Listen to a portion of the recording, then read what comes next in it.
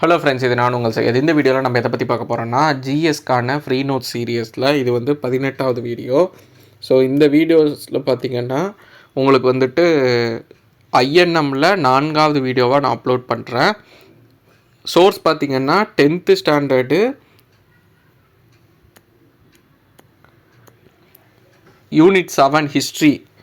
அதில் வந்து காலனி ஆதிக்கத்துக்கு எதிரான இயக்கம், அடுத்து தேசியத்தின் தோற்றம், anti colonial movement and birth of nationalism இந்த லெசனில் உள்ளது.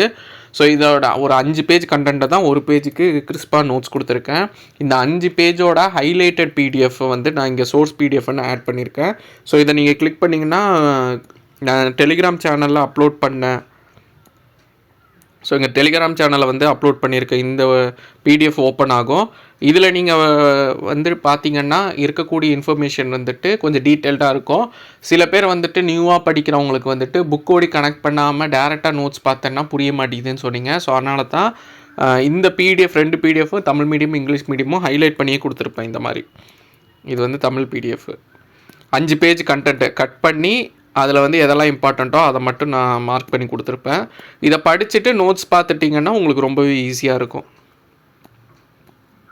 ஸோ இந்த 5 பேஜ் கண்டென்ட்டை தான் கிறிஸ்பாக நான் வந்து நோட்ஸ் மேக் பண்ணியிருக்கேன்.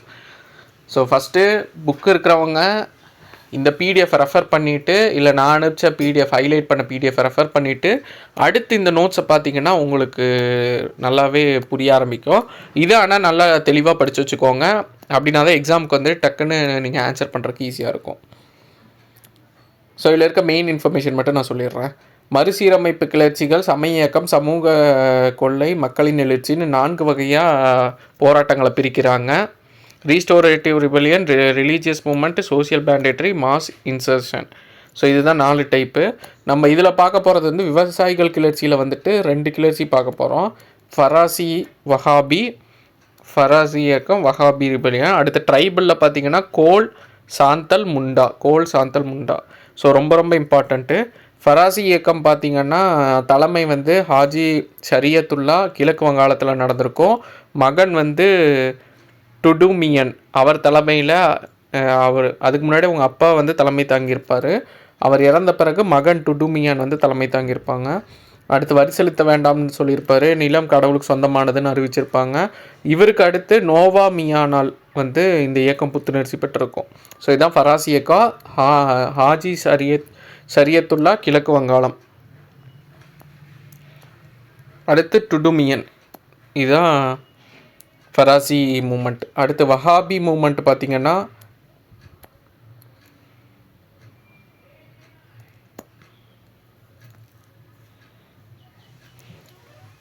ரெண்டு இம்பார்ட்டன்ட் இன்ஃபர்மேஷன். இது தலைமையேற்றது வந்து துடுமீர். இது எங்கே நடந்ததுன்னா வங்காளத்தில் ஃபரசத் பகுதியில் நடந்திருக்கும்.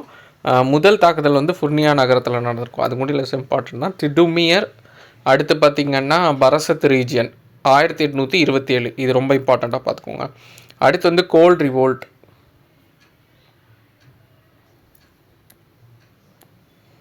புத்தோ பகத் தலைமை. சோட்டா நாக்பூர் ரீஜியன்னு, இது வந்து சிக்மம் ரீஜியன், ஜார்க்கண்ட் ஒரிசாவில் இருக்கும். லீடர்ஷிப் பார்த்திங்கன்னா பிந்தராய், சிங்கராய் இவங்க தலைமையில் நடந்திருக்கும். இவங்களும் ஒரு தலைமையேற்று இது பண்ணியிருப்பாங்க. அடுத்து சாந்தல் ரிபெலியன் சித்து கன்னு இவங்க தலைமையில் நடந்திருக்கும். வங்காளம், பீகார், ஒரிசா வனப்பகுதிகள். அடுத்து சாந்தல் பர்கானா டிவிஷன் ஆக்ட் 1855. 1855 சாந்தல்களால் வசமிருந்த பகுதி ஒழுங்குபடுத்தல் சட்டம் நிறைவேற்றப்பட்டது. ஸோ இதுக்கப்புறமா வந்துட்டு அவங்களுக்குன்னு ஒரு சில விஷயங்கள் வந்து பண்ணியிருப்பாங்க இந்த ஆக்ட் மூலிமா. வெளியில் உள்ளவங்க உள்ளே வரக்கூடாது, இந்த மாதிரி ரெஸ்ட்ரிக்ஷன்லாம் கொடுத்துருப்பாங்க. அடுத்து முண்டோ ரிபெலியன். இதை வந்து உல்குலன் ரிபெலியன்னு சொல்லுவாங்க, உல்குலன் கிளர்ச்சின்னு சொல்லுவாங்க, பெரிய கழகம்னு சொல்லுவாங்க. பிர்சா முண்டா தலைமையில் நடந்திருக்கும். சோட்டா நாக்பூர் பகுதி. இவர் வந்து கடவுளின் தூதர்னு சொல்லியிருப்பார். அதே மாதிரி குந்த்கட் அப்படிங்கிற முறை வந்து அங்கே பின்பற்றப்பட்டிருக்கும், விவசாய முறை. அடுத்து பெஹாரி அப்படிங்கிறது வந்து கொத்தடிமை முறை. ஸோ இந்த டேர்மை கொடுத்துட்டு என்னன்னு சொல்லி கேட்கலாம். ஸோ அதனால் இதெல்லாம் பார்த்துக்கோங்க. ஹிஸ்ட்ரியில் இதை வச்சு கொஷின் கேட்கலாம். அடுத்து சோட்டா நாக்பூர் குத்தகை சட்டம் நிறைவேற்றப்பட்டது 1908. ஸோ இதுதான் வந்து இந்த லெசனோட first part. Exam point of வியூவில் ரொம்ப இம்பார்ட்டண்ட்டாக இருக்கிறத டிஸ்கஸ் பண்ணுறேன். கீழே நோட்ஸ் ப்ரொவைட் பண்ணுறேன். கீழே டிஸ்கிரிப்ஷனில் வந்துட்டு தமிழ் அண்ட் இங்கிலீஷில் பிடிஎஃப் இருக்கும். இதை டவுன்லோட் பண்ணி யூஸ் பண்ணிக்கோங்க. ஸோ இதோட கண்டினியூஷனாக இந்த லெசனில் இருந்து அடுத்தடுத்த பார்ட் பை பார்ட்டாக நம்ம பார்க்கலாம். ஸோ அதுக்கான சோர்ஸ் ரெஃபரன்ஸ் பிடிஎஃப் நான் கொடுக்கல, லெசனில் எங்கே இருக்குது அதோட ஹைலைட்டட் பிடிஎஃப்பும் நான் கொடுக்குறேன். அது போக இந்த நோட்ஸும் நான் கொடுக்குறேன். ஸோ தட் வந்துட்டு நீங்கள் ஃபஸ்ட் ரெஃபர் பண்ணுறத அதை பார்த்துட்டு படிச்சுட்டு அதுக்கப்புறமா இதை பார்த்தீங்கன்னா உங்களுக்கு புரியும். ரிவிஷனுக்கு இந்த நோட்ஸை யூஸ் பண்ணிக்கோங்க. ஸோ அப்கமிங் வீடியோஸில் பார்க்கலாம். தேங்க்யூ.